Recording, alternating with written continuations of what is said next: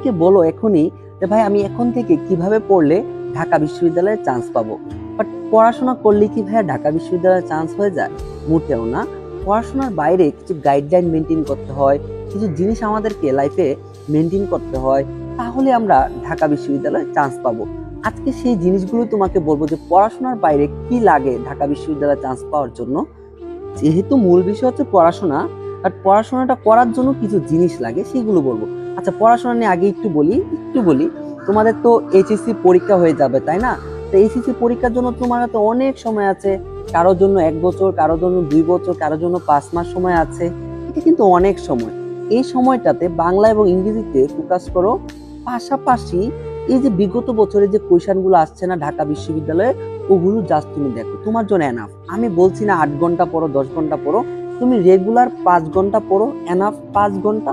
পাশাপাশি 20 থেকে 40 মিনিট তুমি জাস্ট পূর্বের বছরের কোয়েশ্চেনগুলো দেখো যে তোমার বই থেকে তারা কিভাবে কোয়েশ্চেনগুলো করছে। এতটুকুই তোমার জন্য এনাফ। আচ্ছা ভাইয়া, এখন ঢাকা বিশ্ববিদ্যালয়ে চান্স পাওয়ার জন্য আমার এইচএসসি লাইফ থেকে পড়াশোনার বাইরে কি কি করতে পারি? পড়াশোনার বাইরে যে জিনিসটা তোমাকে করতে হবে সেটা হচ্ছে স্যাক্রিফাইস। ভাইয়া, স্যাক্রিফাইস ছাড়া কখনো লাইফে সাকসেস আসবে না। আচ্ছা ভাইয়া, স্যাক্রিফাইসটা কিভাবে করব? যেহেতু ঢাকা বিশ্ববিদ্যালয়ে ভর্তি পরীক্ষা একটা যুদ্ধ, আর এই যুদ্ধকে অতিক্রম করার জন্য প্রয়োজন হয় প্রচন্ড মানসিক শক্তি। অর্থাৎ পড়াশোনার বাইরে আমাদের জীবনকে গুছাতে হবে এবং মানসিকভাবে দৃঢ় হতে হবে। ভাই, এখন আমাকে কি করতে হবে? এখন তোমার হাতে যে ফোনটা আছে না, সবাই বলবে যে ফোন ইউজ করো না বা ফোনটাকে দূরে রাখো, বাট আমি এটা বলবো যে ফোনটাকে ইউজ করলেও তুমি একটা কাজে ইউজ করো। কেমন কাজে? ধরো, এই যে তুমি আমার ভিডিও দেখছো, আমাদের ঢাকা বিশ্ববিদ্যালয়ে যে বড় ভাইরা আছে অনলাইনে, ইউটিউবে, যে ঢাকা বিশ্ববিদ্যালয় নিয়ে তোমাকে স্বপ্ন দেখায়, মোটিভেট করে, তুমি তাদের ভিডিওগুলো দেখো। যে টুকটাক ক্লাস হয়, এই ক্লাসগুলো দেখো, ইউটিউবে স্যারদের ক্লাসগুলো দেখো। এইভাবে ফোনটাকে ইউজ করো। স্যাররাও কিন্তু ক্লাসে যে এত বোরিং করে এমন না, পড়াশোনাটাকে এনজয় করো মোবাইলটার মধ্য দিয়ে। কারণ সবকিছু যে অফলাইনে পাও তা না। তাহলে ফোনটাকে আমরা ইউজ করব, কিন্তু পড়াশোনার ক্ষেত্রে ইউজ করব। এটা হচ্ছে একটা স্যাক্রিফাইস। আমরা অন্য কিছুর দিকে যাব না। আচ্ছা, এটা গেল ফোনের বিষয়টা। তারপরে হচ্ছে জীবন গুছানোর ক্ষেত্রে যে আমরা বাহিরে একটু সময় দেই বেশি, অনেক বন্ধু বান্ধবের সাথে ঘোরাঘুরি করি, বেশি টোট দেই, আড্ডা দেই, ঘোরাফেরা করি। এই যে দেখো, এখন 2টা বছর সময় আছে, কিংবা 1 বছর, কিংবা 5 মাস সময় আছে। এই সময়টা তোমার জীবনে সব থেকে কাজের সময়। এই সময়টাতে তোমার একটু আড্ডাটা একটু কমিয়ে দিতে হবে। যেখানে 10 জন বন্ধু ছিল, এখানে 9 জন বন্ধু করে দাও। যেখানে তোমার একটা সার্কেল ছিল, বেশি মানুষের সাথে ঘুরতা, তাদের সার্কেলটাকে একটু কমিয়ে দাও। তুমি একটু কম সময় দাও তাদেরকে। আমি একেবারে বলছি না যে আড্ডা দেওয়া যাবে না, ঘোরা যাবে না, এমন না। আমরাও ঘুরেছি, আড্ডা দিয়েছি। তুমি একটু সময় কম দাও। তোমার সার্কেলটা যদি দেখো তারা পড়াশোনায় একটু সিরিয়াস না, বাট তোমার মন থেকে ঢাকা বিশ্ববিদ্যালয়কে টানে, তাহলে তুমি তাদের থেকে একটু দূরে সরে যাও।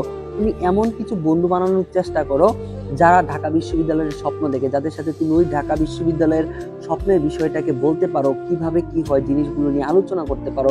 অর্থাৎ পড়াশোনার পাশাপাশি তোমার একটা সার্কেল দরকার, যে সার্কেলটা ঢাকা বিশ্ববিদ্যালয় নিয়ে আলোচনা করে ঢাকা বিশ্ববিদ্যালয়ে চান্স পেতে চায়। কিংবা এই সার্কেলটা যদি না থাকে, তুমি একা হয়ে যাও। শোনো, আমার এইচএসসি লাইফের একটা কথা। আমি নটরডেম কলেজে পড়তাম। তো আমাদের কলেজটা ছিল অনেক স্ট্রিক্ট। আমাদের 16ই ডিসেম্বর বন্ধ ছিল। 17 তারিখ আমার মনে আছে ইকোনমিক্স পরীক্ষা ছিল। 16ই ডিসেম্বর এমন একটা দিন, চোখে পানি পড়তেছিল, আমি ইকোনমিক্স বই পড়তেছিলাম, কারণ 17 তারিখ পরীক্ষা। এমন একটা দিন আমি বের হইতে পারি নাই বাসা থেকে। তাহলে দেখো কেমন স্যাক্রিফাইস করেছি, যে 16 ডিসেম্বর ছোট থেকে বের হয়েছি, বা 17 তারিখ পরীক্ষা, কলেজের একটা পরীক্ষা, তাও আমি যাইনি। বাসায় বসে কান্না করতেছিলাম, বইয়ের পৃষ্ঠাগুলা ভিজতেছিল, তাও পড়াশোনা করতেছিলাম। এরকম স্যাক্রিফাইস করেছি। বাহিরে দেখেছি, কখনো খালা আসে নাই, না খেয়ে দেখছি, কখনো নিজে রান্না করছি, সকালে ঘুম থেকে উঠে নিজের রুমটাকে গুছাইতে হয়েছে।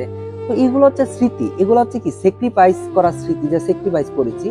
এখন আর একটা গুরুত্বপূর্ণ জিনিস হচ্ছে, তোমরা যারা বাসায় থাকো না, বা মেসে থাকো, কিংবা হোস্টেলে থাকো, অনেক শিক্ষার্থীর স্বপ্নটা নষ্ট হয়ে যায়।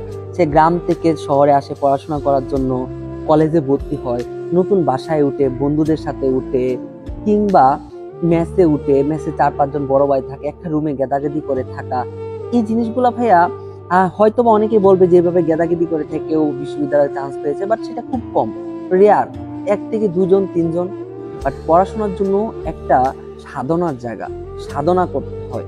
তুমি দেখো, যারা গাদাগাদি করে থাকে তারা হয়তো অনার্সে পড়ে, অনেক সময় থাকে, বাট তোমার যে ক্রুশাল টাইম, 2টা বছর তুমি প্রয়োজনে একা থাকো বা ভালো 2টা বন্ধু নিয়ে থাকো, রুমে 1জন বা 2জন থাকো। এর বেশি যদি থাকো, একজন পড়াশোনা করবে, একজন ঘুমাবে, একজন আড্ডা দিবে, ঘুরবে, তোমার ডিস্ট্রাকশন তৈরি হবে। যে সাধনা করার যে একটা বিষয়, এই সাধনাটা তুমি করতে পারবে না। অর্থাৎ এই সাধনা এখন তোমাকে করতে হবে। এই সাধনা যদি তুমি করতে না পারো, পড়ার টেবিলটাতে বসতে না পারো, নিজের সাথে নিজে কথা বলতে না পারো, নিজেকে আলাদা টাইম দিতে না পারো, নিজেকে নিজে নিয়ে যে ভাবতে যদি না পারো, আরেকজন এসে তোমাকে ডাকে, তুমি এলোমেলো হয়ে যাও, তাহলে হয়তো স্বপ্ন দেখবা যে না আমি হয়তো ঢাকা বিশ্ববিদ্যালয়ে চান্স পাবো, বাট দিন শেষে দেখবো ওইটা হচ্ছে না। তাই এই 2টা বছর ফোনটাকে ভালোভাবে ইউজ করো। যে সময়টা আছে প্রতিদিন কোয়েশ্চন ব্যাংক দেখো, নিজের জীবনটাকে গুছাও, নামাজ পড়ো, ফ্রেন্ড সার্কেলগুলোকে একটু কমিয়ে দাও, পড়ার টেবিলটাকে আজকেই গুছাও, যে আজকে থেকে কিভাবে পড়ার টেবিলটাকে গুছানো যায়।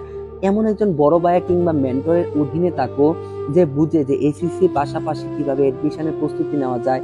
আর সবসময় টেবিলটাকে গুছিয়ে রাখবা। তুমি যেমনই দুর্বল হও না কেন, আজকে তোমার টেবিলটা গুছাও, সুন্দর করো। পড়াশোনায় বড়লোক হওয়া যায়, পড়াশোনায় ধনী হতে হয়, পড়াশোনায় আভিজাত্য থাকতে হয়। এই যে পড়াশোনার আভিজাত্যটা কি জানো? স্যাক্রিফাইস। আমি পড়াশোনার জন্য সব ত্যাগ করতে রাজি আছি। আর পড়াশোনার আভিজাত্য কি জানো?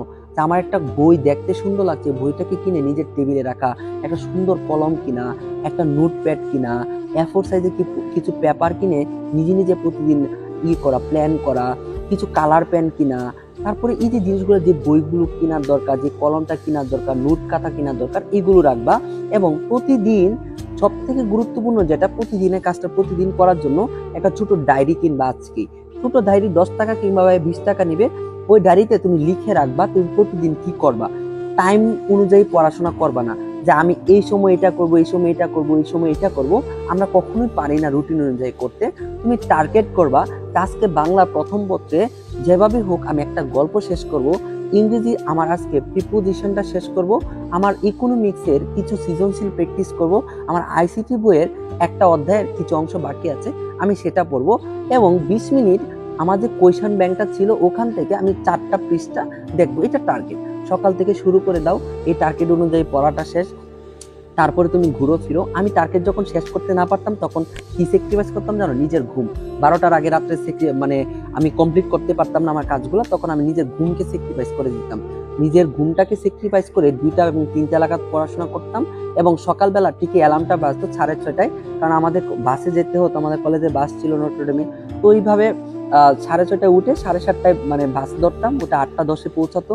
সারাদিন ক্লাস করে 12টা মানে প্রায় 1টা বাজে সময় ছুটি দিত। 1টা থেকে এসে 2টার সময় আবার বাসায় আসতাম। বাসায় এসে 2টার সময় আবার কি খাওয়া দাওয়া একটু একটু করে 1 ঘন্টা রেস্ট নিয়ে বিকাল 3টায় প্রাইভেট ছিল, প্রাইভেটে চলে যেতাম। তারপরে আবার বাসায় এসে ক্লান্ত শরীরে কিছুক্ষণ ঘুমিয়ে পড়াশোনা করতাম, এবং পড়াশোনা শেষ করে বন্ধুদের সাথে একটু কথা বলতাম, আড্ডা দিতাম, ঘুরতাম, বাট কম করতাম। এই যে তোমার লাইফে যদি তুমি এই ডিসিপ্লিনটা নিয়ে আসতে পারো, এখনই যখন এডমিশন সময় যাবা তখন তোমার কাছে একা মনে হবে না, তখন তোমার কাছে মনে হবে তুমি নিজে একটা যোদ্ধা। তোমার কাছে নিজের কাছে নিজেকে একটা যোদ্ধা মনে হবে। তখন মনে হবে না যে আচ্ছা আমি আড্ডাটা মিস করতেছি, তখন মনে হবে না যে ফোনটা আমি ইউজ করতেছি, তখন তোমার টেবিলটা গুছানো থাকবে, তখন মনোবলটা, এই যে মেন্টাল স্ট্যান্ড শক্ত থাকবে। তুমি যখন কোচিং করতে ঢাকা চলে আসবা, বন্ধু বান্ধব ছাড়া অভ্যাস হয়ে গেছে তোমার, একা একা পড়া অভ্যাস হয়ে গেছে, এতদিন স্যাক্রিফাইস করে ফেলছো পড়াশোনার জন্য, তখন না পড়াশোনার প্রতি এডমিশনে ভালোবাসা তৈরি হবে। আর এই যে ভালোবাসাটা অন্য অন্য স্টুডেন্ট তৈরি করতে পারে নাই, তারা যখন টেবিলে বসবে তাদের মাথাটা জাস্ট তাদেরকে বলবে যে না, তাদের ব্রেন সাপোর্ট করবে না, তারা বলবে আরে এখন আমি পারতেছি না, তাদের ব্রেন সবসময় বলবে কঠিন কঠিন। আর তুমি যে স্যাক্রিফাইস করেছো, ঘুম স্যাক্রিফাইস করেছো, বন্ধু বান্ধব স্যাক্রিফাইস করেছো, ফোনটাকে স্যাক্রিফাইস করেছো, নিজেকে নিজে এত কষ্ট দিয়েছো, পরিশ্রম করেছো, একা একা হয়ে গেছো, সেপারেট হয়ে গেছো স্বপ্নটা পূরণের জন্য, তুমি যখন এডমিশন প্রিপারেশন নিবা একা একটা টেবিলে বসে সাধনা করতে পারবা। আর এই সাধনাটা যখন হয়ে যাবে, এই সাধনাটা যে করতে পারবে সেই ঢাকা বিশ্ববিদ্যালয়ে চান্স পাবে। আর এই সাধনাটা একদিনে হয় না, এটার জন্য তৈরি হতে হয়। এটার জন্য এখন থেকে নিজেকে গড়ে তুলো, আমার কথাগুলো একটু মেনে চলো। ইনশাল্লাহ তোমার সাথে আমার ঢাকা বিশ্ববিদ্যালয়ে চান্স হবে, তোমার সাথে আমার দেখা হবে।